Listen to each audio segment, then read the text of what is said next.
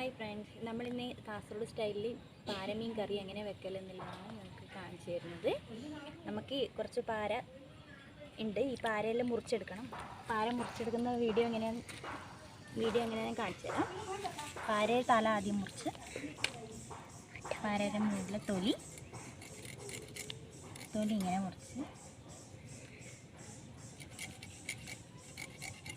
മുറിച്ചെടുത്ത് ഇതിൻ്റെ തൊലി പരിക്കണം.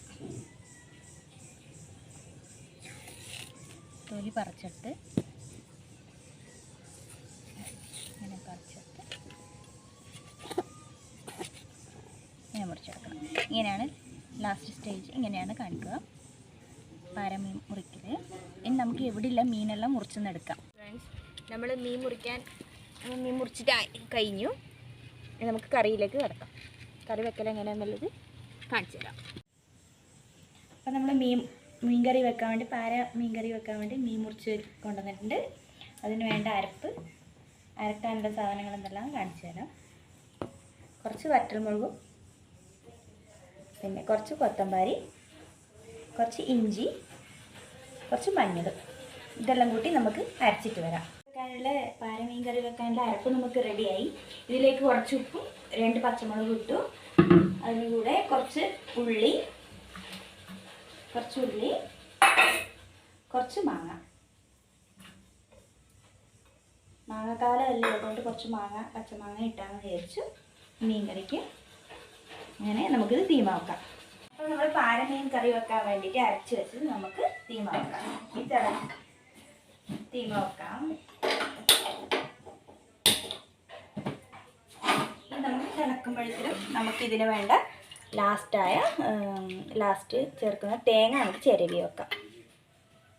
അങ്ങനെ നമ്മൾ പാരമീൻ കറി വെക്കാനുള്ള അരപ്പ് തിളച്ചിട്ടുണ്ട്. അതിലേക്ക് നമ്മൾ മുറിച്ച് വെച്ച മീൻ ഇടാം.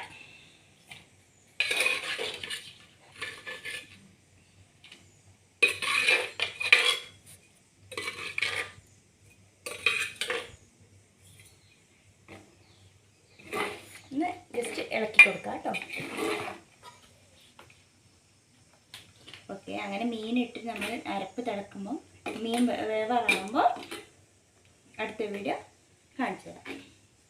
അങ്ങനെ പാരമീൻ കറി വെക്കാനുള്ള അരപ്പ് നമ്മൾ തിളച്ചു. അതിലേക്ക് നമ്മൾ മുറിച്ച് വെച്ച മീൻ ഇതിലിട്ടു.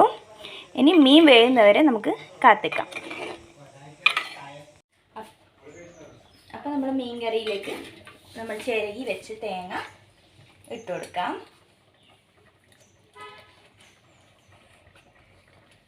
ചിരകി വെച്ച തേങ്ങ നമ്മൾ ഇട്ട് കുറച്ച് ഇളക്കി മിക്സാക്കാം. മീൻ ഉടയാണ്ട് നോക്കണം. മിക്സാക്കി വെച്ചിട്ട് കറി നമുക്ക് വാങ്ങാം.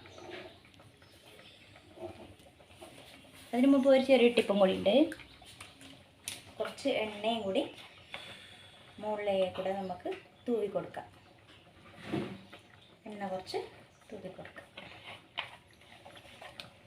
കറി ഒന്ന് നല്ല ഇളക്കി